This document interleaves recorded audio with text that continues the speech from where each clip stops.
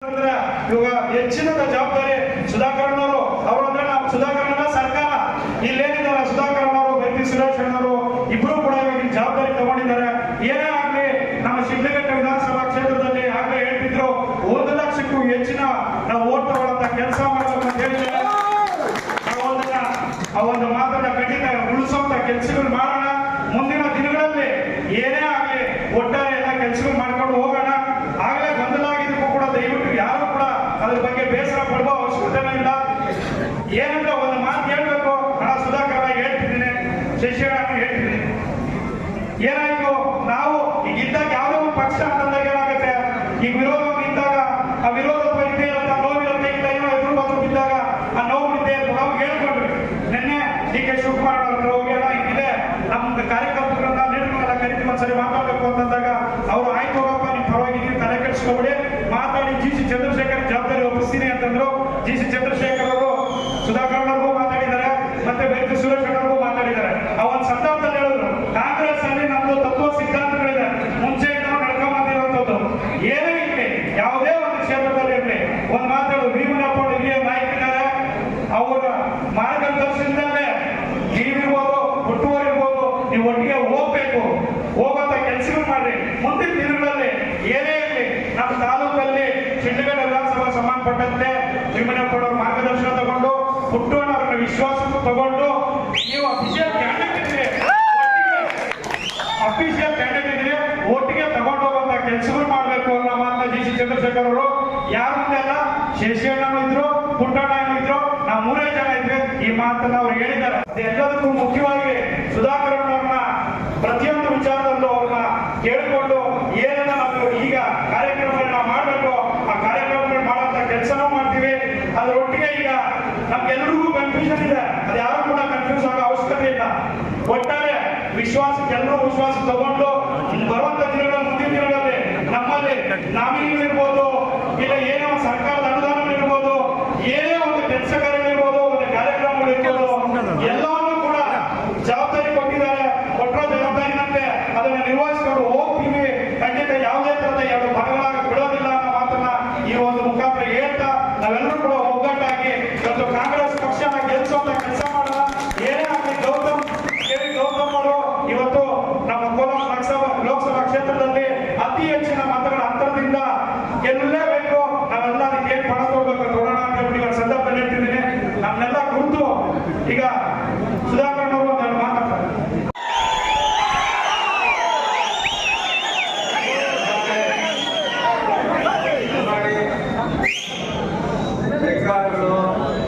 ಅಭಿಮಾನ ಎಲ್ಲ ತೋರಿಸಿದ್ದಾಗಿದೆ. ಈಗೇನಿದ್ರು ಕಾಂಗ್ರೆಸ್ ಅಭಿಮಾನ. ಬೋಲೋ ಭಾರತ್ ಮಾತಾ ಕಿ, ಬೋಲೋ ಭಾರತ್ ಮಾತಾ ಕಿ. ಕಾಂಗ್ರೆಸ್ ಪಕ್ಷಕ್ಕೆ, ಕಾಂಗ್ರೆಸ್ ಪಕ್ಷಕ್ಕೆ, ಭೀಮನಪ್ಪಣ್ಣನಿಗೆ, ಭೀಮನಪ್ಪಣ್ಣನಿಗೆ, ಶಿಡ್ಲಘಟ್ಟಕ್ಕೆ. ಇವತ್ತು ಅಭೂತಪೂರ್ವ ಐತಿಹಾಸಿಕ ದಿನ. ವಿಶೇಷವಾಗಿ ಚುನಾವಣಾ ಸಂದರ್ಭ. ಕರ್ನಾಟಕ ಪ್ರದೇಶ ಕಾಂಗ್ರೆಸ್ ಸಮಿತಿ ಅಧ್ಯಕ್ಷರು ಮಾನ್ಯ ಡಿ.ಕೆ. ಶಿವಕುಮಾರ್ ಅಣ್ಣವರು ಕಳೆದ 40 ವರ್ಷಗಳಿಂದಲೂ ಸಹ ಈ ಜಿಲ್ಲೆಯಲ್ಲಿ ಕಾಂಗ್ರೆಸ್ ಪಕ್ಷನ ಕಟ್ಟಿ ಬೆಳೆಸ್ತಾ ಕಷ್ಟದಲ್ಲಿ ಸುಖದಲ್ಲಿ ಕಾಂಗ್ರೆಸ್ ಪಕ್ಷದ ಜೊತೆಗೆ ಹೆಜ್ಜೆ ಹಾಕ್ತಾ ಶಾಸಕರಾಗಿ, ಮಂತ್ರಿಯಾಗಿ, ಮಾಜಿ ಶಾಸಕರಾಗಿ, ಪಕ್ಷದ ಕಾರ್ಯಕರ್ತರಾಗಿ ಕೆಲಸ ಮಾಡ್ತಾ ತಮ್ಮದೇ ಆದಂತಹ ಒಂದು ಅಭಿಮಾನಿ ಪಡೆಯನ್ನು ಇಟ್ಕೊಂಡು ಈ ರಾಜ್ಯಕ್ಕೆ ಸೇವೆಯನ್ನು ಮಾಡ್ತಾ ಈ ತಾಲೂಕಿನಲ್ಲಿ ತನ್ನ ಹೆಚ್ಚು ಗೌರವವನ್ನು ಉಳಿಸ್ಕೊಂಡು ತಮ್ಮ ಅಭಿಮಾನವನ್ನು ಉಳಿಸ್ಕೊಂಡು ಬಂದಿರಂತ ವ್ಯಕ್ತಿ ನಮ್ಮ ಭೀಮನಪ್ಪಣ್ಣವರು. ಅವ್ರನ್ನ ಕೆಪಿಸಿಸಿ ಉಪಾಧ್ಯಕ್ಷರನ್ನಾಗಿ ಆಯ್ಕೆ ಮಾಡಿರುವಂತದ್ದು ನಾವೆಲ್ಲರ ಭಾಗ್ಯ. ಅವ್ರಿಗೆ ಅಭಿನಂದನೆ ಸಲ್ಲಿಸಬೇಕು. ಅಭಿನಂದನಾ ಕಾರ್ಯಕ್ರಮ ಇವತ್ತು ನಾವೆಲ್ಲರೂ ಸೇರಿ ಅಭಿನಂದನೆ ಸಲ್ಲಿಸೋದಕ್ಕೆ ಬರಬೇಕು ಅಂತೇಳಿ ಸಾವಿರಾರು ಸಂಖ್ಯೆಯಲ್ಲಿ ಬಂದು ತಮ್ಮೆಲ್ಲರ ಅಭಿಮಾನನ, ತಮ್ಮ ಬೆಂಬಲನ, ಪ್ರೀತಿನ ಕಾಂಗ್ರೆಸ್ ಪಕ್ಷಕ್ಕೆ ತೋರಿಸೋದ್ರ ಮೂಲಕ ಒಂದು ಗಟ್ಟಿ ಚಪ್ಪಳೆ ತಟ್ಟಿ ನಾವೆಲ್ಲರೂ ಸಹ ಮತ್ತೊಂದು ಈ ಒಂದು ಕಾರ್ಯಕ್ರಮಕ್ಕೆ ನಮ್ಮ ಉಸ್ತುವಾರಿ ಸಚಿವರುಗಳು ಸುಧಾಕರ್ ಅವರು ಆಗಮಿಸಿರ್ತಾರೆ. ಮಾನ್ಯ ಮಾಜಿ ಬ್ಲಾಕ್ ಕಾಂಗ್ರೆಸ್ ಅಧ್ಯಕ್ಷರು, ಯುವ ಉತ್ಸಾಹಿ ಮುಖ್ಯವಾಗಿ ನಮ್ಮೆಲ್ಲ ಮಾರ್ಗದರ್ಶಕರು, ಈ ಭಾಗದ ಭವಿಷ್ಯದ ಚಿಂತಕರು ನಮ್ಮ ಶಶಿಧರ್ ಮುನಿಯಪ್ಪನವರು, ನಮಗೆ ರಾಜೇಗೌಡರಿಗೆ ಸಾಕಷ್ಟು ತೊಡಕುಗಳು ಏನಂದ್ರೆ ಅವರೊಂದು ದಿಕ್ಕಿನಲ್ಲಿ ಹೋರಾಟ, ನಮ್ಮದೊಂದು ದಿಕ್ಕಿನಲ್ಲಿ ಹೋರಾಟ. ಈಗ ಎಲ್ಲ ಒಂದ್ ಕಡೆ ಪಂದ್ಯ ಅಂತ ಹೊರಟಾಗ, ಇಲ್ಲ ಒಂದು ಆಟ ದೊಡ್ಡಾಗ ಒಬ್ರು ಸೋಲ್ಬೇಕು ಗೆಲ್ಬೇಕು ಅದು ಪ್ರಕ್ರಿಯೆಗಳು ನಡೆದೋಗಿತ್ತು. ನಾವೊಂದು ದಿಕ್ಕಿಗಿದ್ವಿ, ಅವರೊಂದು ದಿಕ್ಕಿಗಿದ್ವಿ. ನಮ್ಗೆ ಯಾವತ್ತೂ ಸಹ ನಾವು ಒಂದ್ಸಲ 2 ಸಲ ಶಶಿಧರ್ ಮುನಿಯಪ್ಪನ ಭೇಟಿ ಮಾಡಿದ್ವಿ. ಇತ್ತೀಚೆಗೆ ಒಂದು 2-3 ದಿನದಿಂದ ಭೇಟಿ ಮಾಡ್ತಾರೆ. ಹಳೆಯ ಸ್ಟ್ಯಾಂಡ್ ಏನಿತ್ತು ಈಗಲೂ ಅವ್ರ ಬಾಯಲ್ಲಿ ಅದೇ ಬರ್ತದೆ. ಬಿಟ್ಟ ಕೊಟ್ಟು ನಿನ್ನ ಮುಂದಕ್ಕೆ ಕಳಿಸ್ತೀನಿ, ರಾಜೇಗೌಡರು ಹಿಂದಕ್ಕೆ ಕಳಿಸ್ತೀನಿ, ಇಲ್ಲ ರಾಜೇಗೌಡರದೇ ಮುಂದೆ ನೀನಿದ್ದೇ ಇಲ್ಲ. ಒಂದೇ ಸ್ಟ್ಯಾಂಡ್, ಪಕ್ಷ ಉಳಿಬೇಕು, ನಮ್ಮ ತಂದೆ ಕಟ್ಟಿದ್ದಾರೆ, ನನಗ್ ಬೇಡ, ಮುಂದೆ ನಿಮ್ದೇ ಭವಿಷ್ಯ, ನೀವು ಬಳಸ್ಕೊಂಡು ಹೋಗಿ ಜನನ ಉಳಿಸ್ಕೊಂಡೋಗಿ ಅಭಿವೃದ್ಧಿ ಪ್ರೀತಿ ವಿಶ್ವಾಸನ ಕಾಪಾಡಿ ಅಂತೇಳಿ ಒಂದು ಬೇಸಿಗೆ ನಮಗೆ ಬಾಂಧವ್ಯ ಅವರನ್ನೆಲ್ಲ ಅಭಿಮಾನ ಪ್ರೀತಿ ಅದೇ ರೀತಿ ಉಳ್ಕೋಬೇಕು. ಯಾರು ಅನ್ಯತಾ ಅವ್ರ ಬಗ್ಗೆ ಬೇರೆ ರೀತಿ ಸಂಶಯಗಳು ಕೊಡುವಂಥದ್ದು, ಏನೇನೋ ನೆಗೆಟಿವ್ಸ್ ಮಾತಾಡೋದು, ಸಾಕಷ್ಟು ಚರ್ಚೆಗಳು ಆಗ್ತಾ ಇರ್ತವೆ. ಅದೆಲ್ಲದಕ್ಕೂ ತೆರೆ ಎಳೆಯಂತ ಕೆಲಸನ ಶಶಿಧರ್ ಮುನಿಯಪ್ಪನವರು ಮಾಡ್ತಾ ಬಂದಿದ್ದಾರೆ, ಪಕ್ಷ ಕಟ್ಟಂತ ಕೆಲಸ ಮಾಡ್ತಿದ್ದಾರೆ. ಅದರ ಜೊತೆಗೆ ನಮ್ಮ ಕಳೆದ ಚುನಾವಣೆಯ ಅಧಿಕೃತ ಅಭ್ಯರ್ಥಿ ರಾಜೇಗೌಡರು, ಅದ್ರ ಜೊತೆಗೆ ಬ್ಲಾಕ್ ಕಾಂಗ್ರೆಸ್ನ ಅಧ್ಯಕ್ಷರಾದಂತಹ ಸಹನಾ ಮೇಡಮ್ ಅವರು, ನಮ್ಮ ಅಧ್ಯಕ್ಷರಾದಂತಹ ಕೃಷ್ಣಾರೆಡ್ಡಿ ಅವರು, ನಮ್ಮ ಮಹಿಳಾ ಜಿಲ್ಲಾಧ್ಯಕ್ಷ ಎಲ್ಲರೂ ನಿಂತಿದ್ದಾರೆ. ವಿಶೇಷವಾಗಿ ಈ ಕಾರ್ಯಕ್ರಮದ ಮೇರೆಗೂ ಎಲ್ಲ ಇಲ್ಲಿ ವೇದಿಕೆ ಹಿಂದೆ ಮುಂದೆ ಕೊಡ್ತಿರಂತ ಮುಖಂಡರುಗಳು, ಕಾರ್ಯಕರ್ತ ಬಂಧುಗಳು, ನೀವು ಬಂದಿದ್ದರಿಂದ ಈ ಕಾರ್ಯಕ್ರಮ ಉತ್ಸಾಹ, ಕಾಂಗ್ರೆಸ್ ಪಕ್ಷದ ಶಕ್ತಿ, ನೀವೇ ದೊಡ್ಡ ಆಸ್ತಿ. ನಿಮ್ಗೆಲ್ಲರಿಗೂ ಸಹ ಈ ಸಂದರ್ಭದಲ್ಲಿ ಸ್ವಾಗತ ಬಯಸ್ತೇನೆ. ಒಂದು ವಿಚಾರ, ನಮ್ಮಲ್ಲಿ ರಾಜೇಗೌಡರಿರ್ಬೋದು, ಕಾಂಗ್ರೆಸ್ ಪಕ್ಷ ಗೆಲ್ಲಬೇಕು, ಗೌತಮ್ ಗೆಲ್ಲಬೇಕು. ಗೆಲ್ಲೋದಕ್ಕೆ ಕಾರಣ ಈಗಾಗಲೇ ರಾಜ್ಯದಲ್ಲಿ ಸಿದ್ದರಾಮಯ್ಯ ಅವರು, DK ಶಿವಕುಮಾರ್ ಅವರ ಸರ್ಕಾರದಲ್ಲಿ 5 ಗ್ಯಾರಂಟಿ ಕಾರ್ಯಕ್ರಮಗಳು ಈಗಾಗಲೇ ಅನುಷ್ಠಾನ ಆಗಿ 10 ತಿಂಗಳು ನಾವು ಪೂರೈಸಿದ್ದೀವಿ. ಪ್ರತಿ ಮನೆಯಲ್ಲೂ ಸಹ ಕಾಂಗ್ರೆಸ್ ಪಕ್ಷದಿಂದ ಶಕ್ತಿ ಬಂದಿದೆ. ಯಾವ ರೀತಿ ಶಕ್ತಿ? ಆರ್ಥಿಕವಾದಂತ ಶಕ್ತಿ. ಒಂದು PUC ಮೆರಿಟ್ ಬಂದಿರಂತ ರ್ಯಾಂಕ್ ತಗೊಂಡಂತ ಹೆಣ್ಮಗಳು ಕಥನೆ ಒಂದು ಸ್ಮರಿಸಿದ್ರು. ನಿಜವಾಗ್ಲೂ ಕಣ್ಣಲ್ಲಿ ನೀರು ಬರ್ತದೆ. ಈ ತರ ಲಕ್ಷಾಂತರ ಕುಟುಂಬಗಳು ತಲೆ ಹಿಂದೆ ಮುಖ್ಯವಾಹಿನಿ ಬರದೆ ಈ ತರ ಸರ್ಕಾರದ ಮೇಲೆ ಅವಲಂಬಿತ ಇರುತ್ತ ಒಂದು ಯೋಜನೆಗಳಿಂದ ಹಣದಿಂದ ಶಾಲಾ ಫೀಸ್ಗಳು ಕಟ್ಟಂತದ್ದು, ವ್ಯವಸಾಯದಲ್ಲಿ ಕೃಷಿ ಮುಂದೆ ಬರುವಂತದ್ದು, ಎಲ್ಲೋ ಒಂದು ಕಡೆ ಅವರ ಆರ್ಥಿಕ ಸಂಕಟದಿಂದ ಪಾರಾಗೋದಿಕ್ಕೆ ಈ ಗ್ಯಾರಂಟಿಗಳ ಆಶ್ರಯ ಆಗಿದೆ ಅಂತೇಳಿ ನಮ್ಮ ಭಾವನೆ. ಇವೆಲ್ಲನೂ ಸಹ ಶಕ್ತಿಯ ರೂಪದಲ್ಲಿ ಮತಗಳಾಗಿ ಗೌತಮ್ ಅವರು ಗೆಲ್ತಾರೆ ಅನ್ನೋದು ನನ್ನ ಒಂದು ಅಭಿಮಾನ. ಎಲ್ಲದಕ್ಕೂ ಸಹ ನಿಮ್ಮ ಶ್ರಮ, ನಿಮ್ಮ ಪ್ರಯತ್ನ ಬಹಳ ಮುಖ್ಯ ಆಗ್ತದೆ.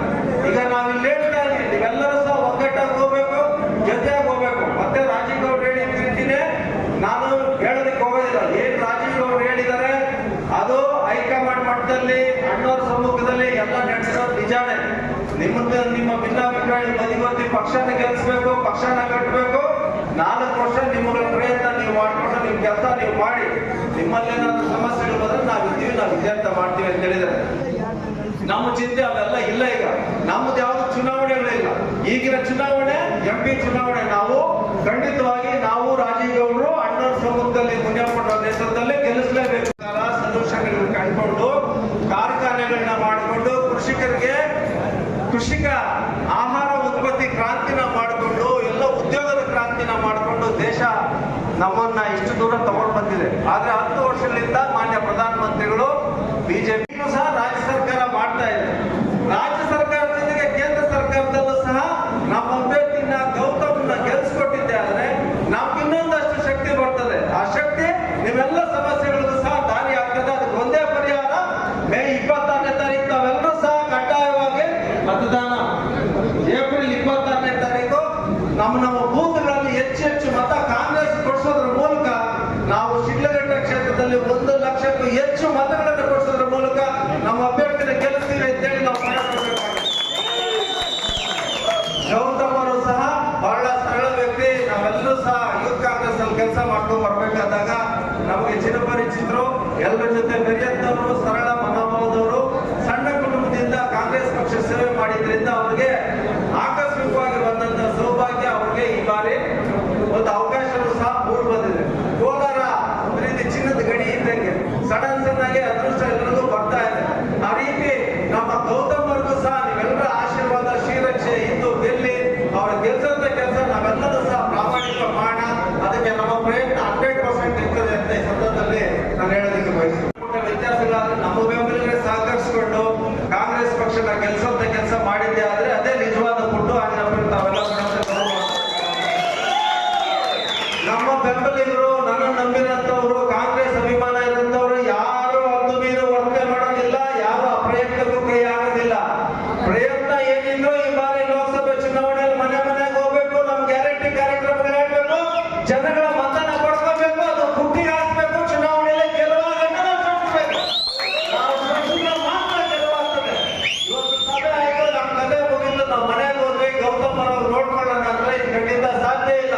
ಪುಟ್ಟು ಆಂಜನಪ್ಪನು ಬರ್ತಾರೆ, ರಾಜೇಗೌಡರು ಬರ್ತಾರೆ, ಇಲ್ಲ ನೀವೇ ರಾಜೇಗೌಡರು, ನೀವೇ ಪುಟ್ಟು ಆಂಜನಪ್ಪ, ನೀವೇ ಶಶಿಧರ್ ಮುನಿಯಪ್ಪ, ಪ್ರತಿಯೊಬ್ಬರು ಲೀಡರ್ ಇವಲ್ಲ, ಪ್ರತಿಯೊಬ್ಬರು ಕೆಲಸ ಮಾಡಿದ್ರೆ ಮಾತ್ರ ಕಾಂಗ್ರೆಸ್ ಗೆಲ್ಲಕ್ಕೆ ಸಾಧ್ಯ ಆಗ್ತದೆ. ಆ ಕೆಲಸ ನಾವು ನೀವು ಎಲ್ಲ ಪ್ರಾಮಾಣಿಕ ಮಾಡೋಣ. ಅದಕ್ಕೆ ನಿಮ್ಮ ಆರೈಕೆ, ಶ್ರಮ, ಪ್ರಯತ್ನ, ಪ್ರೀತಿ ಎಲ್ಲ ಇದೇ ರೀತಿ ಇರಲಿ. ಈ ತಾಲೂಕಿನ ಮುಂದಿನ ದಿನಗಳಲ್ಲಿ ಅಭಿವೃದ್ಧಿ ಪಡುವುದಕ್ಕೆ ತಗೊಂಡೋಗೋದಕ್ಕೆ ಬಹಳಷ್ಟು ಶ್ರಮನ ನಮ್ಮ ಸುಧಾಕರ್ ಅವರು ಮಾಡ್ತಾ ಇದ್ದಾರೆ.